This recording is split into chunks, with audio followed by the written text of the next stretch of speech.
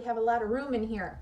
But today I am getting ready to start off one of my favorite crops because it's one of the best ones and healthiest ones that I can get my kids to eat basically 100% of the time, and I absolutely love that.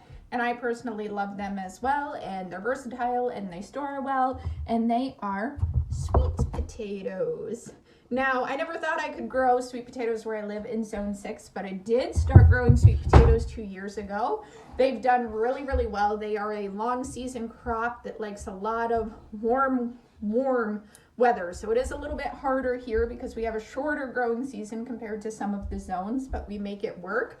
The past 2 years, I did smaller beds in about a 6x6 raised bed or so. Got a decent amount of sweet potatoes, not a ton, but a decent amount. Lasted us a couple months based on the fact of how many this family tends to go through. This year, I want to grow a ton more, so I'm starting my slips extra early. It's probably actually the right time. I probably actually just started them a little too late the past couple years, so we're starting them at the right time this year. And we're going to try to really expand our crop, make it so that we can some, we can store some down in the basement and eat fresher for longer throughout the year, which is always the goals of most of our homesteads. So as you see, I've already been getting some stuff ready here to do my planting.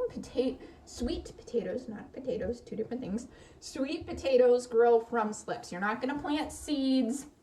You can plant some of the potatoes themselves. It's not going to do quite as well. What we're going to do is we're going to try to actually propagate the slips, which are basically clones from that beautiful vine that you see growing that is edible too, by the way.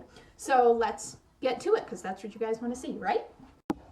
So I'm going to climb up on my counter to get my camera set here to get a good view for you guys. This is why I'm trying to convince my husband that we need to build an island in here.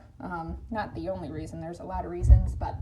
All right, so as you guys already saw, I have cleaned. I have also done a quick scrub down with a little bit of bleach water because I don't want to bring in any potential pathogens that could have been on plants that were growing last year. And I filled this with some high quality, very loose potting soil. But then all we're gonna do is literally plant our sweet potatoes. Now I have a couple here, if you can see that are small ones that have actually already started growing little slips. Those are little vines coming off of there. I have a few of them like that, a chunk here that I actually cut off one that we were eating. Super simple, we're literally just gonna put them as if they're floating in water, except for it's soil, so we're not gonna totally cover them. Make sure there's some soil beneath, and just push the soil up, I'll get to some to this side, and around those, and leave a little bit breaching the soil there. And we're gonna do this with each and every one of these. I'm just gonna put that in right side up like that, and let those vines reach some sunlight there.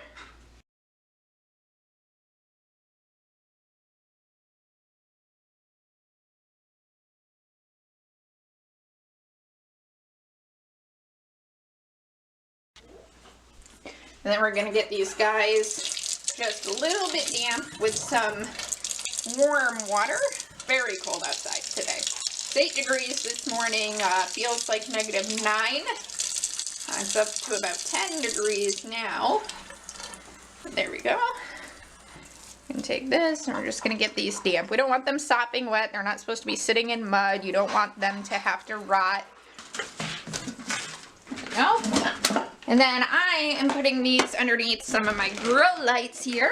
You'll be fine if you put these in a warm windowsill somewhere, as long as they're getting plenty of light. It might be a little bit slower. Ideally, these, like I said, sweet potatoes like warmth. They are a hot weather crop. They like really warm soil. So if you want to spend the extra electricity and you have a heat mat, put them on a heat mat. That's going to help you out a lot. This is in the warmest room of my house in the basement because the wood stove is about 5 feet behind you that way. We do heat with wood, so it is nice and toasty down here, which will help these guys a lot, even at nighttime and everything. But like I said, don't kill yourself, guys. When you're growing plants, you don't need massive light setups or greenhouses or heat mats and all this, you will 100% I guarantee you get much better results and have a much easier time if you do. But you can grow plants like this in a warm, sunny windowsill if that's all you have, so give it a shot. But now we're not done yet, because now is the waiting game for these vines to grow up. All right, so I am back upstairs waiting to make some much needed coffee.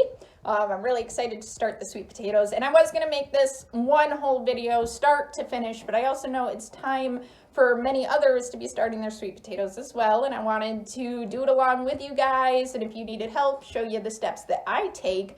Let me know in the comments below if you have any tips or things that worked amazing for your sweet potato crops or anything to that effect, and I hope to see you all soon as this okay, try that again.